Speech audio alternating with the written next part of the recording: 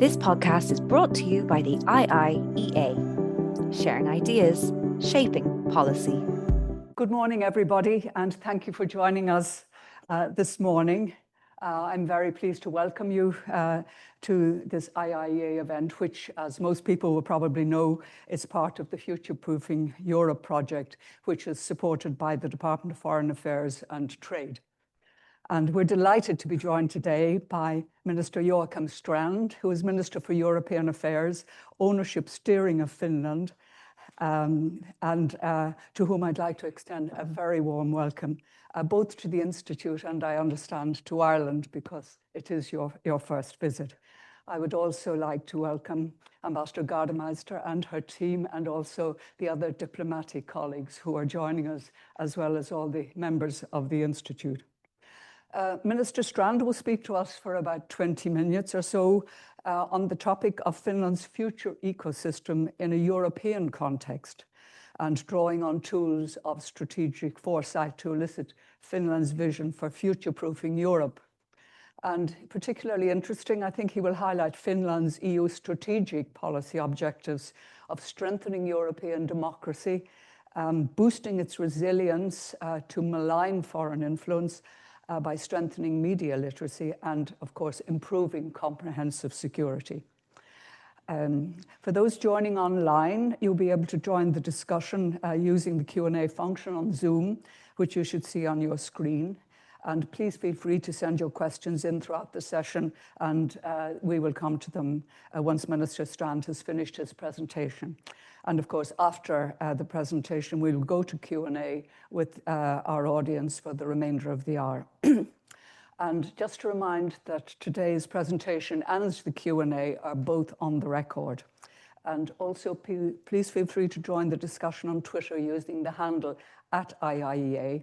And we're also live streaming this morning's discussion. So a very warm welcome to all of you tuning in via YouTube. Let me now formally introduce Minister Strand and hand over to him.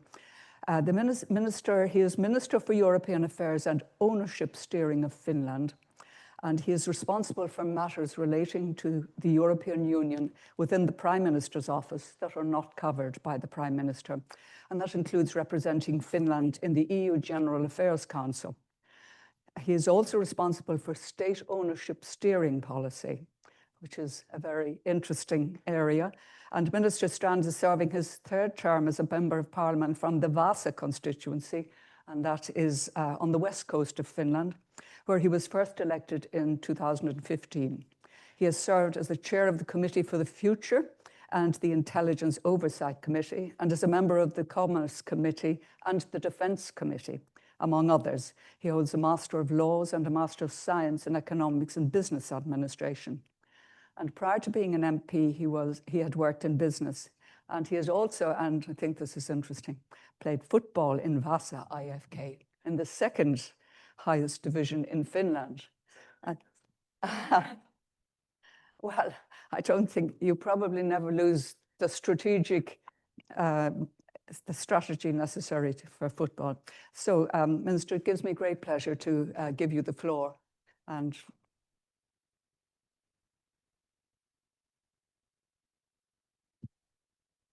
Thank you very much for the very warm welcoming. It's actually my first time in Ireland, and one of the things I have heard is that the sun is always shining here.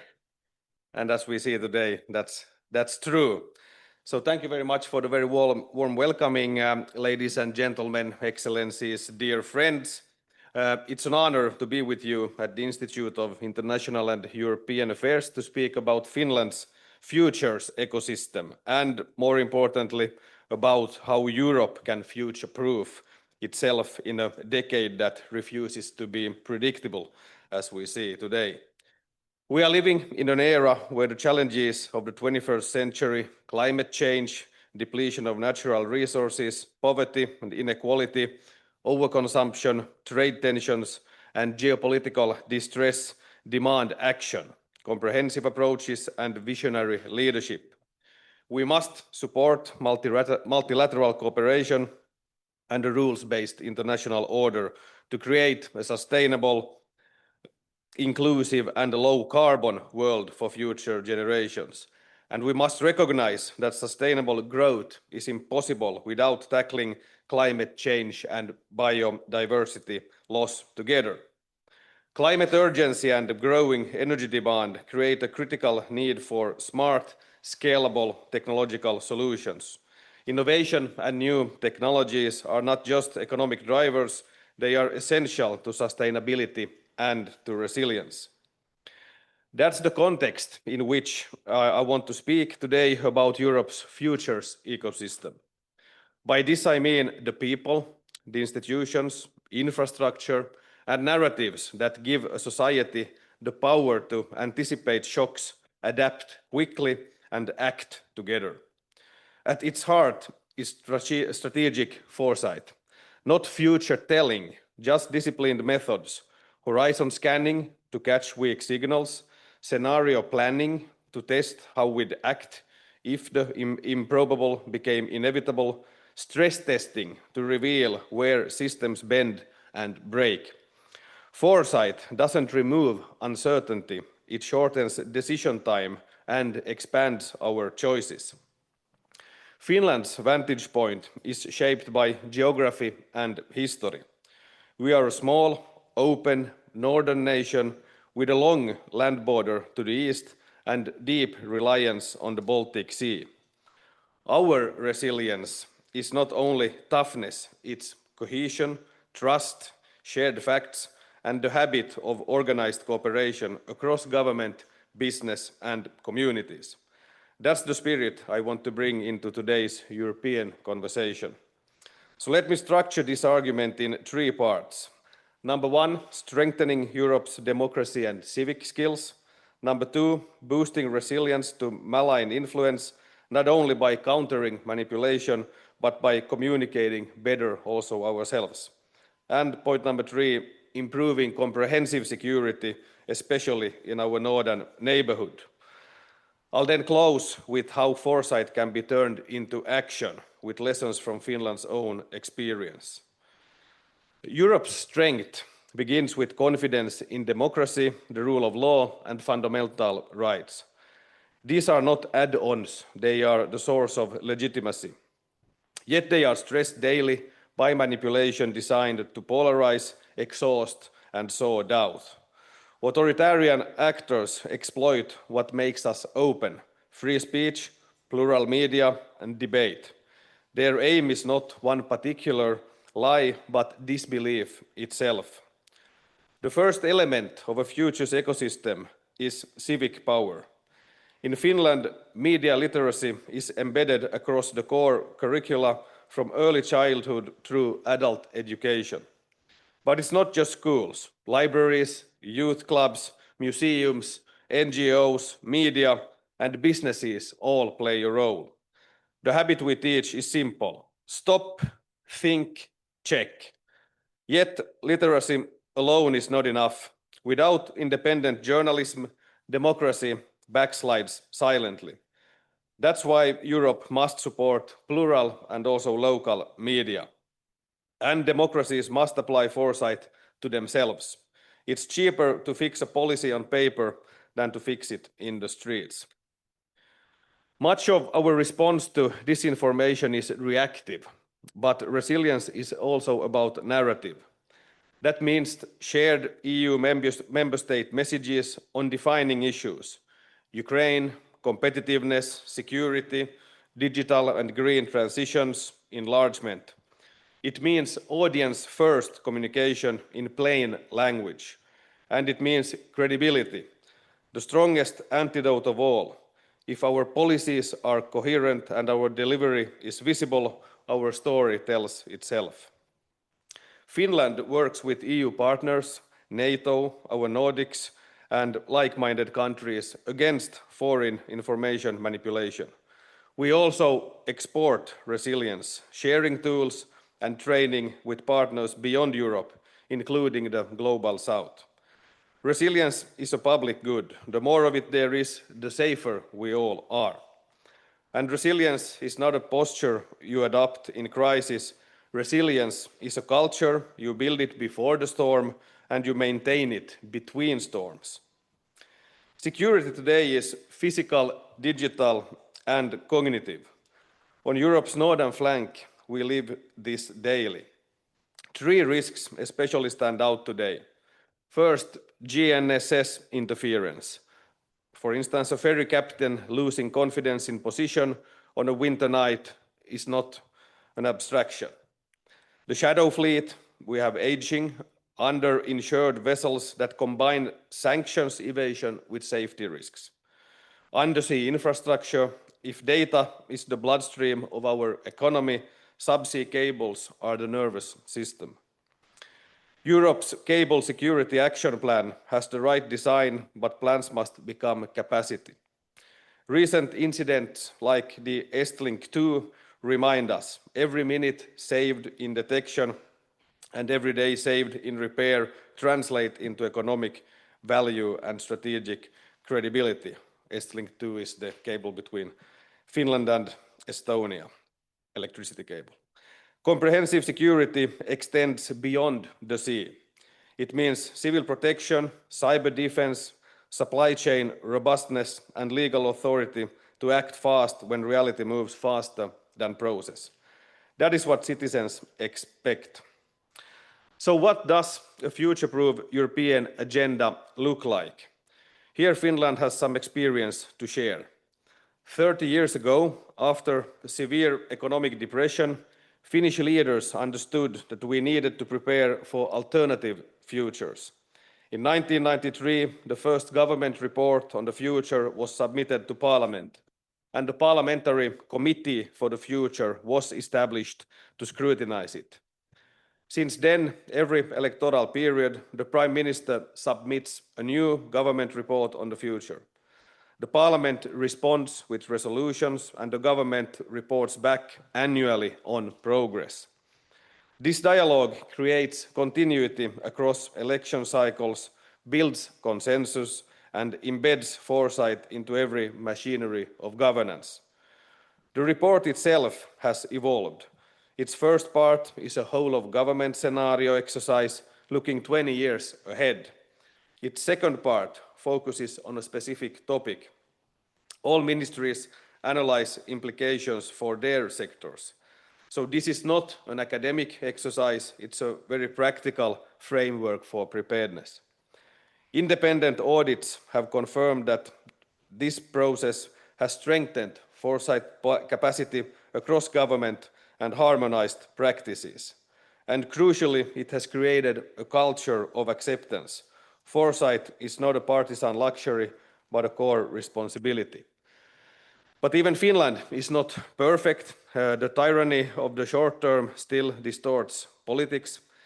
Decision makers everywhere, including in Finland, need better futures literacy, more strategic planning culture, and greater capacity to deal with discontinuities and surprises.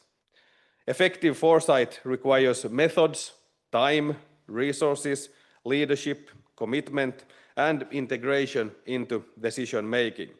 It requires open dialogue, external expertise, and networks. Above all, it requires freedom from political manipulation. Foresight must illuminate choices, not justify agendas.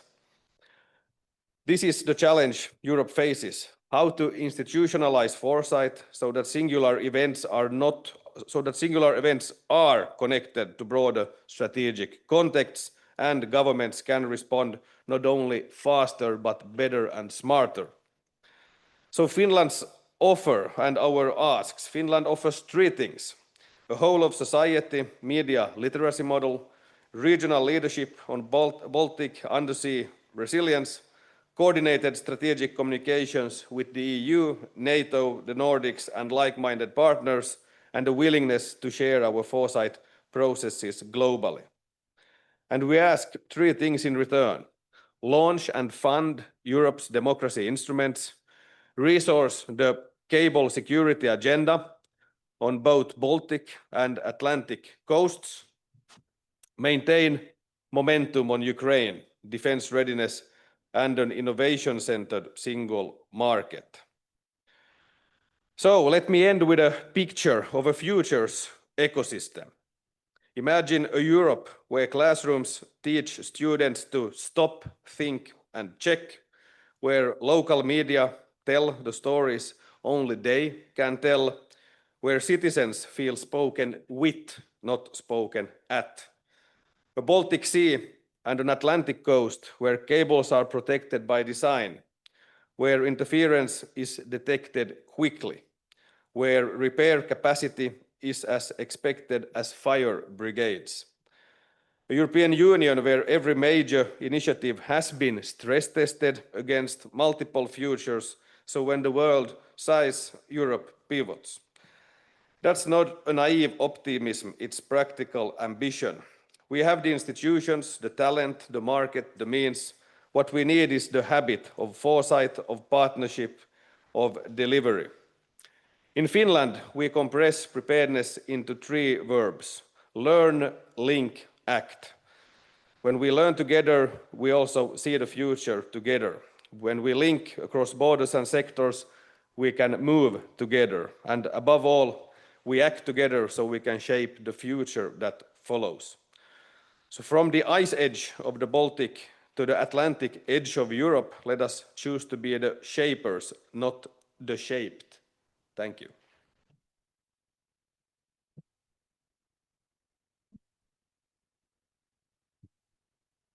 Thank you very much indeed, Minister. That was really very interesting from the Finnish point of view. I think there is so much that Europe and indeed Ireland can study and learn.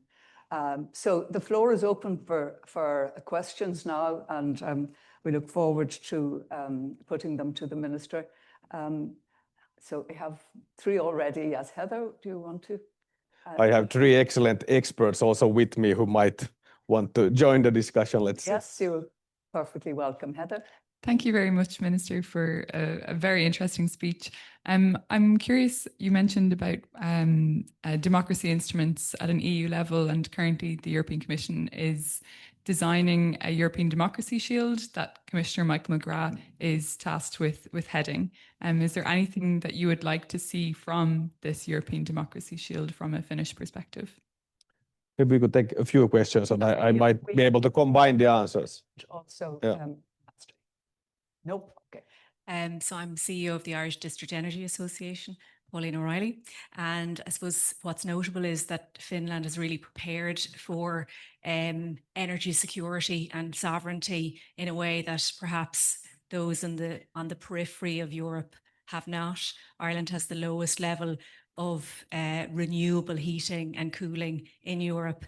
Finland is among the highest levels, and I think that probably does, it is based on geography and security. So I suppose what I'm asking is, what lessons do you think that you've learned along the path?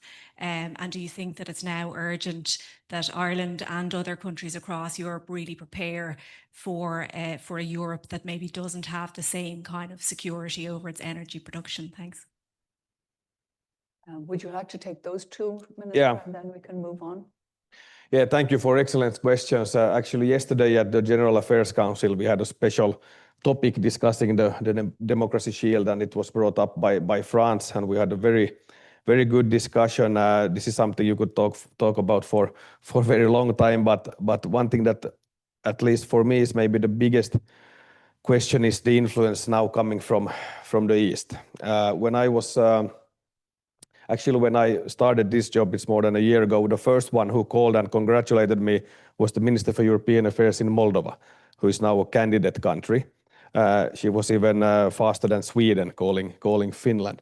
And when she told me in depth about the way Russia is influencing their elections and everything, it was very eye-opening for me to see. And now when I heard the stories, I met her once again a couple of weeks ago in Helsinki. There is so much work to do for Europe, not only inside Europe, but also when it comes to the candidate countries and the enlargement, because the way they influence, you could not even imagine the different talks. It goes everywhere from priests to youngsters in the street. So everything we can do within the current European Union, to strengthen democracy in all ways we have to do. And we also always need to keep that in mind when we now talk about the enlargement. Enlargement happens to be also partly on my table, and I think that's something we talk too little about, because today we need to understand that the enlargement of the European Union, of course, is a big geopolitical question. It's about having them as part of the European value-based order and family instead of something else. So Finland will be ready to take part in all initiatives when it comes to the democracy shield. Then about energy security. For us, if we think about the history first that we have with our eastern neighbor, my grandparents from both my mother's and my mother's sides have been to war with Russia. So for us, it's we understand the security threats from many points of view. That's also one reason why Finland very strongly supports Ukraine, and we need to keep supporting Ukraine, Europe as a whole, and we need to understand that Russia is posing a long-term threat to Europe. I don't know the discussion here, but I think we all need to understand that Russia is a real threat, and when the cables, etc., are breaking in the Baltic Sea, that's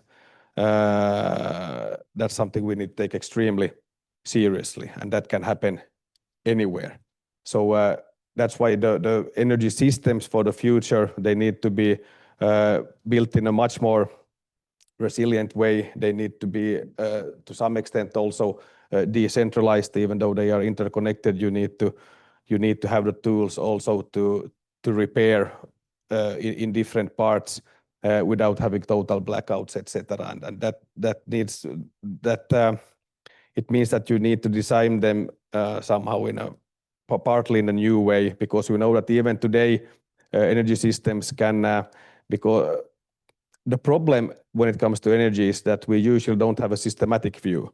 We look on it on a local level, or then we look on it from a technological point of view, or then we look on it from an ideological point of view. Do you like nuclear or not? Do you like wind power? When you have to see it as a system, you need to have all the balancing functions, and you need to be able to repair fast, and you need to be able to be on top also when it comes to research and innovation within the system. Because of course my dream is that Europe will fix the energy challenges also for everyone else in this world, not only Europe, but European companies should be the ones that also export the knowledge to the rest of the world. When now emerging economies in the global south are building up their societies, we could and should have European companies building those systems. So that's what we also need within Europe, to focus more on research, development and innovation when it comes to energy, because that's the only way also to understand the security point of view from a practical level. Because when the lights are off, it's not enough just to philosophize. Then you really need to know which buttons to push. Yes, that's a sobering thought, Minister. I'm going to take a question from the members online, from Seamus Allen, who's a member of the Institute. And he asked if you could speak a bit more about how to have useful strategic foresight when it comes to the unknown unknowns.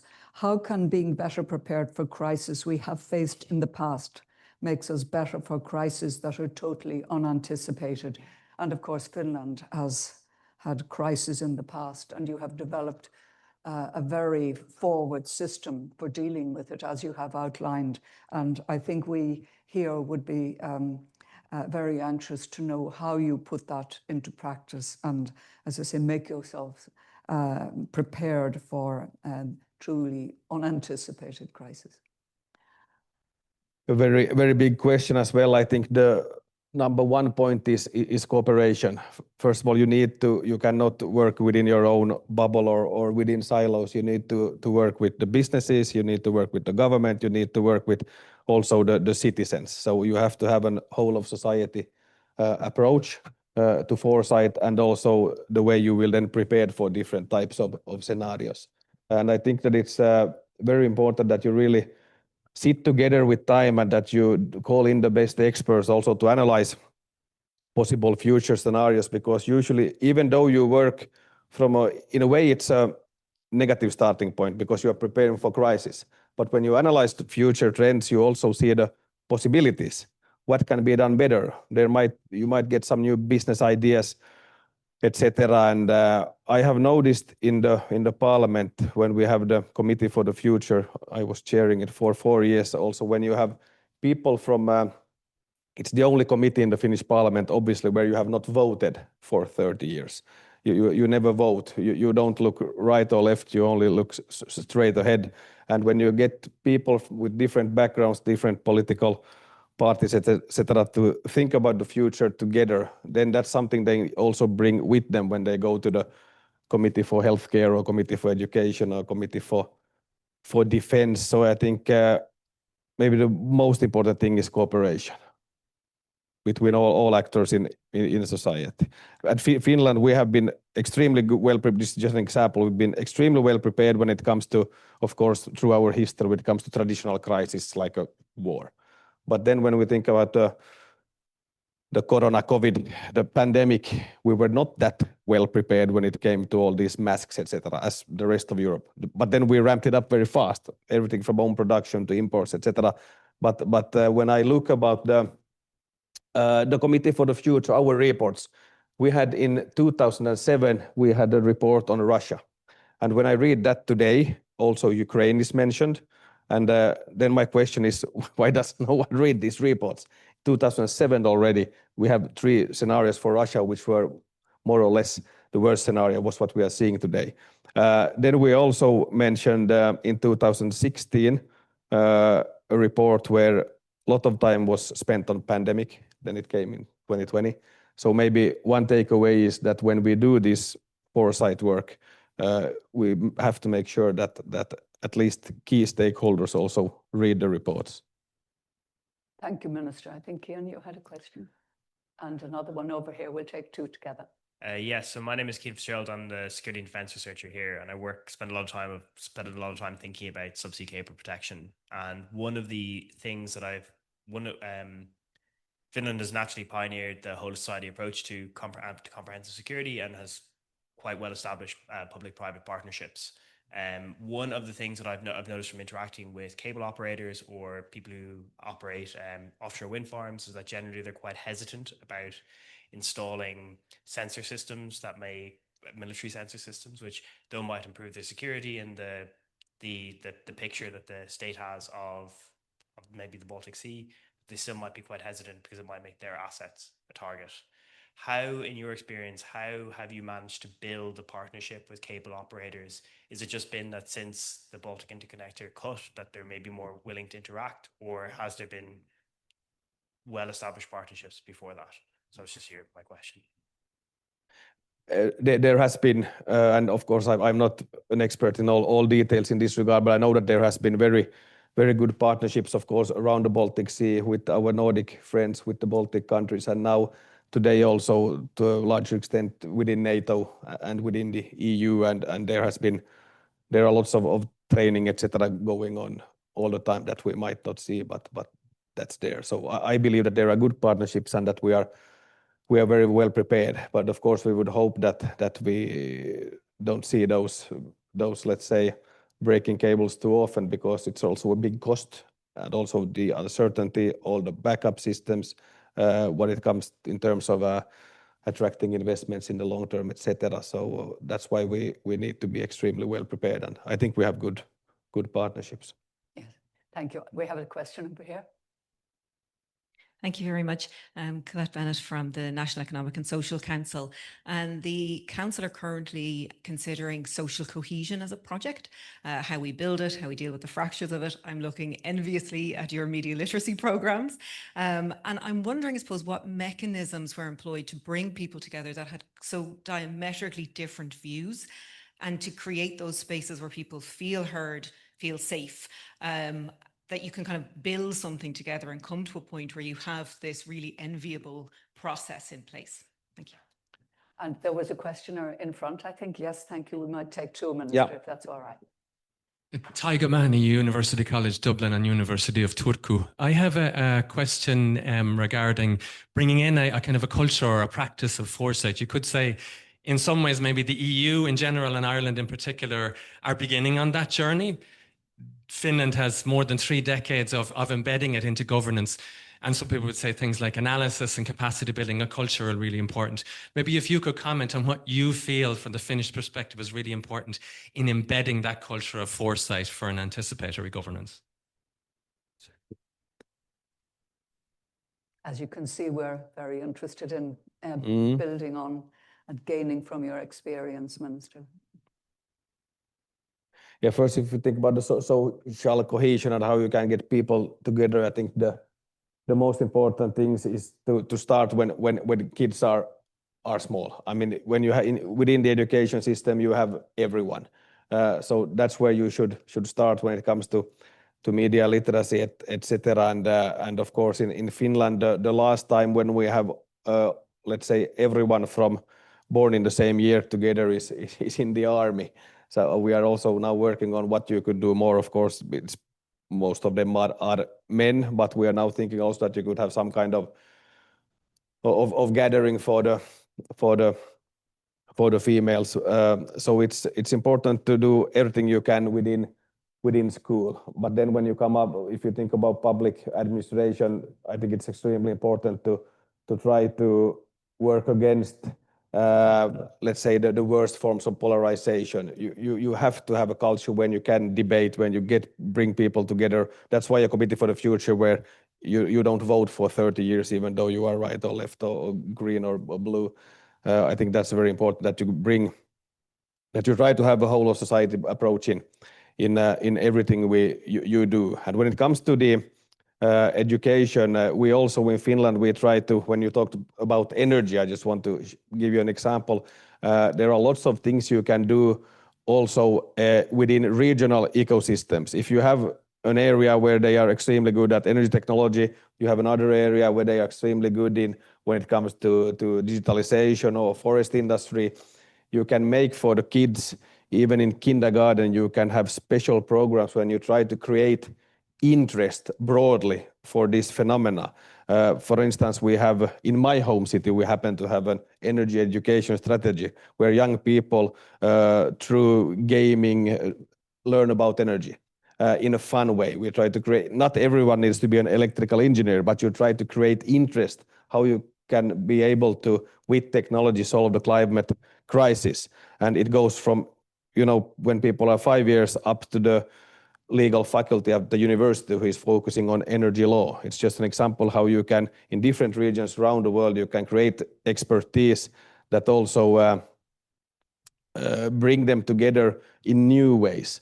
The same can be done with forestry, with sports, with everything. But and it partly it goes in when you asked about how to embedding the culture of foresight. I know that many parliaments around the world have taken example from the Finnish committee. Also in Chile is one of the countries that have been visiting us many times. I remember in 2022 we organized a world meeting for the committees of the future, and I had the possibility to chair it, and it was extremely interesting to see how they work in different parts of the world. Because when our Ministry for Foreign Affairs, they really checked all the countries in the world, and they saw that 80 countries have some kind of foresight activities connected to the parliament or the government. 40 of them was something close to what we are doing, but I think it was only around 15 that has committees for the future with only parliamentarians within the committee. The other ones were more like think tanks or maybe connected to the Prime Minister's office, etc. But I think the more we get of these committees where you have people elected directly by the, or you have politicians elected directly by the people, I think that's the most effective way to also in a way embed this to the bureaucratical part of governments, when they see that that's something that people who have lots of followers, etc., talk about these issues. I think it's extremely important that we have leaders who want to talk about these things, because as I said in my speech, it cannot only be an academic exercise where a small elite writes beautiful reports to one another that no one reads, and then when you have a crisis, you don't have masks. Yeah. Or you don't know where Ukraine is. That's interesting, Minister. Yeah, we're trying to ally with business when we're talking about defence. We have a number of seminars running at the moment. I have a number of questions which I will take from people online. Following up on what you were talking about energy, I have from Donald O'Brolacon, he asks, has the idea of a European electricity supergrid been discussed at European Council? If so, what is the current thinking on this idea? And perhaps I'll give you another one, which is different from former diplomatic colleague of mine, Peter Gunning, who's a member of the Institute. He said, you describe Russia as a long-term threat both to yourselves and to the EU. From what you know, both from history and geography, can you imagine a more peaceful, productive relationship with Russia in any reasonable time frame? Both different, but... European supergrid, I have not heard that word supergrid yet, but it sounds fantastic. If we saw what was happening in Portugal and Spain when the grid broke down, that's why I talked about the systematic approach to building and developing the energy grids. No, but it's of course Europe needs to invest more into its grid. In almost all countries we have lots of things to do, and we need to do it in a systematic way where we really think about what does the production look like, what does the transmission look like, and what does the consumption look like in different parts of countries. It has to do with everything from the weather to the industrial landscape. And now when we think about also the Draghi report pointed out how important energy is. We know that within the future MFF, I'm sure that there will be more money put on energy infrastructure. So that's extremely important. Of course, it also needs to be built and balanced in a way that we can phase out the rest we have of Russian fossil fuel at the same time. Then you asked me if I can see some kind of better relationship with Russia within the foreseeable future. Finland had a good relationship with Russia, even though we have had the wars we have had. We have had also good relationship with Russia. A lot of trade, a lot of people working together.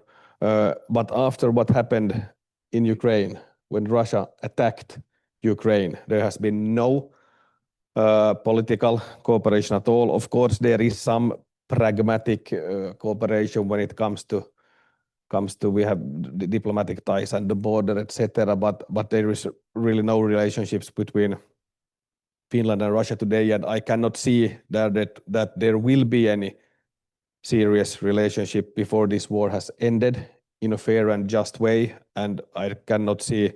It's very hard to see that with this administration we currently have in Russia that there would be any type of. But I hope that in the future. But first of all, now we need to get the war, the killing ended, and we need to get a just and lasting peace. And Russia has to pay for the damages, and they have to be brought to court. Thank you, Minister. Could I just ask on that, because many people in Finland are very sad about what is going on, because there were lots of also family ties, etc.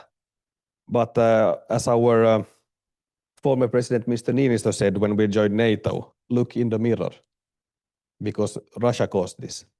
Yes, yeah, that's sobering. I think when many Irish people look at Finland, what they see is this very long border you have with Russia, the longest in Europe. And just a specific question, how are you protecting that border at the moment? Because the threats are significant. And the second part of that, as you mentioned, was Ukraine. How do you feel Europe is dealing? And I mean, Europe, NATO and the EU are assisting Ukraine. Are we doing enough? Are we conscious of how absolutely urgent it is that Ukraine is able to defend itself?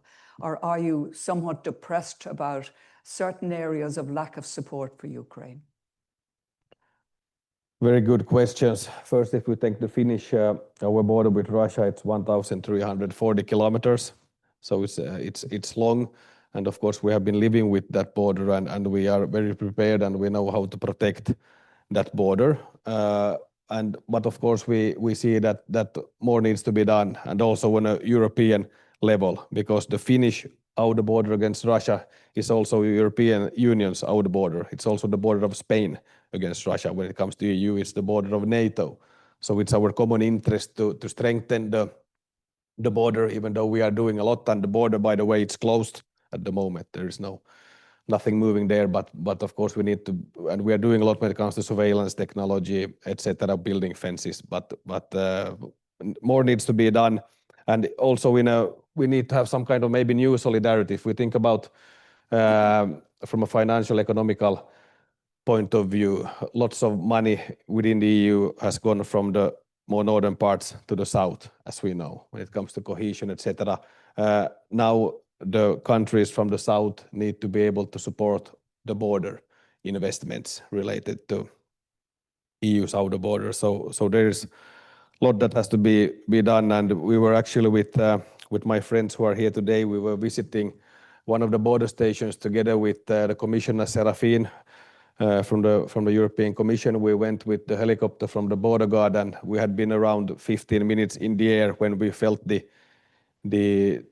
GNS interference from the Russian side. So it was a good way for us of showing to the Commission how close it is and how real it is. So without excellent pilots, it would not have been that easy to land.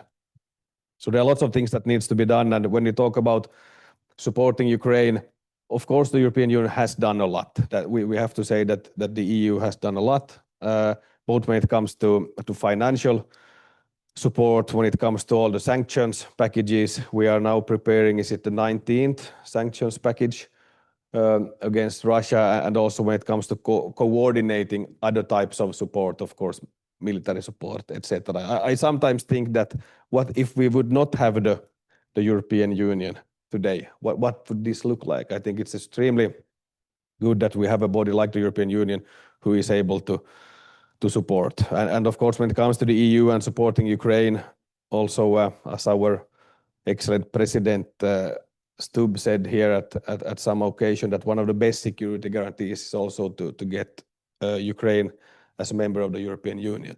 And that's why we need to now open. Our view is that we need to open the negotiation clusters now with Ukraine, and of course also with Moldova. But when it comes to the situation on the ground, I think what we see today is not very positive. I don't see any signs that Russia wants peace. So we need to keep supporting Ukraine, and we need to keep putting more pressure on Russia, because somehow we need to get this ended. There are close to 1,000 people dying per day, per side, many weeks, and that's public information. Yeah, that's the reality. I have several questions here. On polarization and cohesion from Seamus Allen. Can you talk about the difficulty of achieving common EU positions at EU foreign policy level? Now, I think you have suggested in the past, Minister, that you might favour for certain areas of common foreign and security policy, perhaps a majority voting. Perhaps you could give your views on that. It follows on, in a sense, the earlier question. Yeah, it might be good to have the possibility of majority voting in some situations, because otherwise I think that we will see more coalitions of the willing in different policy areas. But still, I don't think that. I mean, it's voluntarily to be part of the EU, and I think that we need to keep in mind that we have to keep the team together, and we need also to understand that the countries are different and that they have a different history, and also it's very easy for some countries to say that, okay, we need to get rid of, for instance, Russian fossil fuels. But if you have been totally dependent, your whole society of that, then it's not something you do in a day. Energy doesn't work that way. So we also have to have some kind of understanding when it comes to practical issues like infrastructure, history, etc. But then what I don't understand is when some also current member states when they play with the Eastern forces in a way that I don't think is fair against the European Union. And when it comes to enlargement, also when we see signs that some countries might be blocking even opening the negotiation clusters with Ukraine, I don't think that is fair. And and we know which country or sometime countries this concerns. So I really hope that EU could have a stronger unity when it comes to the common security and foreign and security policy. And that's something we need to take also very serious now when it comes to the enlargement process. All the countries also in the Western Balkans need to understand that if you want to become a member of the European Union, then you are a member of the European Union, and then you need to adapt to our common foreign and security policy. Some countries are doing very well, but there are some concerning signs in some other countries.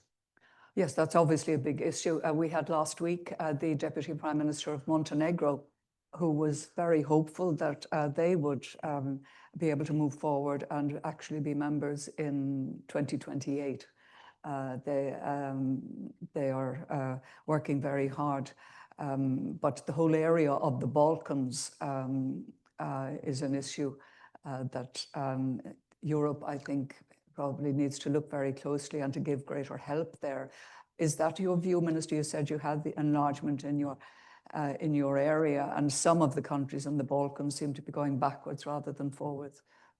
Yeah, actually we will be visiting, as it looks, in a couple of weeks also the Western Balkans, and we have had the possibility also to meet in Helsinki and in Brussels. We have been meeting with all of these countries actually, and I think that Montenegro and Albania will be maybe the ones going forward. We know that North Macedonia is doing a great job when it comes to Serbia. There are some not that positive signs, but we of course hope that everyone who meets the merits and everyone who are ready to support our common policies will become a member someday.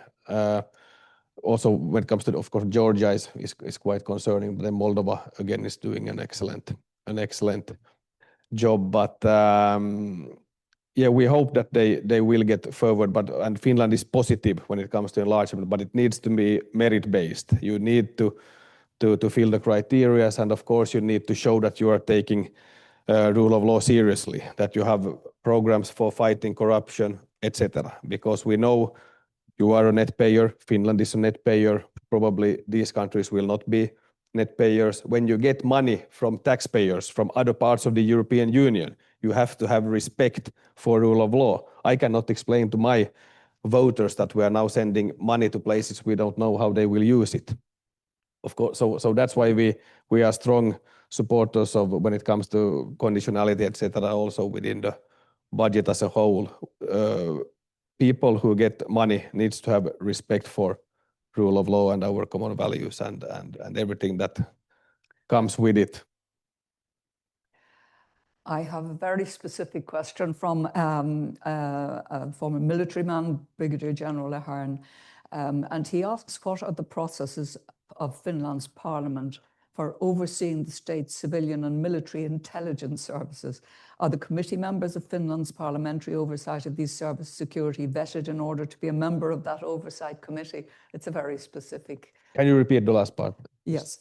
Are the committee members of Finland's parliamentary oversight of those services security vetted in order to be a member of the oversight committee? A very specific question. It's intelligence service oversight, and is there vetting of the people who are oversight of the intelligence services? It's quite specific, and you may not be in a position to... What does that word mean, vetting?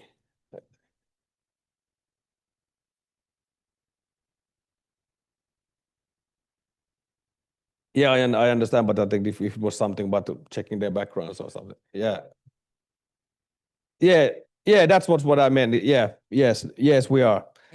Yeah, because I was, for 1 year, I was chair of that committee and Oh, yes, you were chair of the defense committee. So the oversight, intelligence oversight committee, because when when we have elections in April, then we all have the government negotiations, and then most of the committees or everyone else starts their work immediately. But this Intelligence Oversight Committee usually starts in the autumn, because you are checking the backgrounds of the members. Of the members, yes. So Yes. that Yes. and only, let's say, because I have been one of those whose background has been checked, I know that when you get the letter, then you have the possibility to, let's say, withdraw your interest for that committee if there would be something. So if there has been something, then probably people won't know. But I know that there is. Yeah. I mean, we have everyone sitting there from the Finnish Parliament has gone through a background check. Thank you very much. I have a question here, and I know, we have two more questions. Maybe I'll take three quick ones together, Minister. We have too many questions. We need to keep you for a longer time, but I know you have a schedule. Next time I will bring my golf clubs. Right. I have a question again from Seamus Allen. In Ireland and elsewhere, there is growing frustration at the blocking of EU sanctions. What could strategic foresight at EU level have to offer when member states cannot even respond coherently to the present? As you probably know, there is the Irish position in Middle East, and our Taoiseach Minister is trying to get a European answer at the moment to the situation in Israel and Gaza. Extremely hard questions. I know that there are different points of views when it comes to, for instance, if we take concretely recognizing Gaza, even in the Finnish governments, there are some views of how and when it should be done. We have said that we will recognize Gaza at some point. We want to work for a two-state solution. That's something the whole of Parliament has agree on. Me personally, I think that we should have recognized Gaza already.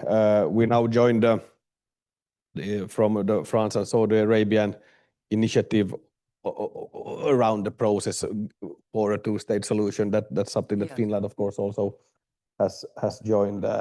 Finland also, when it comes to the European Union, the association agreement with Israel, we are also open to discuss some kind of suspension of the agreement to relevant parts. So we are also moving. But I mean, the most important thing would be to, of course, return to the ceasefire. And now what we saw on the news also this night when we come from the Gaza City, it's not very encouraging. We need to get the ceasefire. We need to get the humanitarian aid through. We need to return the hostages, obviously, and of course international law has to be respected under all circumstances. I think the situation is absolutely terrible. It's even hard to watch. No. Yes, thank you. We have a question here, and I know, Cian, you had another question. Thank you. Donnacha Kavanagh from University College Dublin. I might just pick up to begin the comment about the supergrid. It's Eddie O'Connor's idea of a Europe-wide electricity network using superconductors. So that's the idea of a supergrid. But my question, I was very pleased to hear you talk about the Committee of the Future and the way in which Parliament in Finland has focused on strategic foresight. But could you talk a bit about maybe the agencies and the institutes and think tanks outside of Parliament in Finland that are part of that futures ecosystem?